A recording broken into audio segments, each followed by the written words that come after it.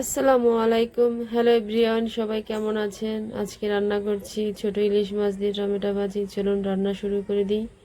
প্রথমে মাছগুলোকে আমি ভেজে নিব। মাছগুলো আমার ভাজা হয়ে গেছে, তুলে নিয়েছি। এখন টমেটোগুলো ভেজে নিব। টমেটো আমার ভাজা হয়ে গেছে। এখন এখানে সব ধরনের বাটা মশলা দিয়ে দিচ্ছি একটু লবণ। মশলাটা কষানোর জন্য একটু পানি দিয়ে দিলাম। দিয়ে দিচ্ছি 5-6টা কাঁচামরিচ। এখন ঝোলের পানি অ্যাড করে দিচ্ছি। পানিতে বলক চলে আসছে, আমি মাছগুলোকে দিয়ে দিলাম।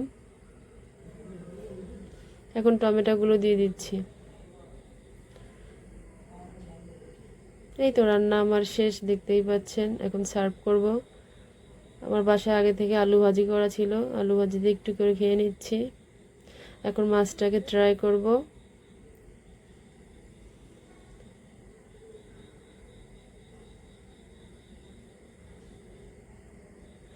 তো ভিডিওটি কেমন লাগলো কমেন্টের মাধ্যমে অবশ্যই জানাবেন। আজকের মতো এখানেই বিদায় নিচ্ছি। আল্লাহ হাফেজ।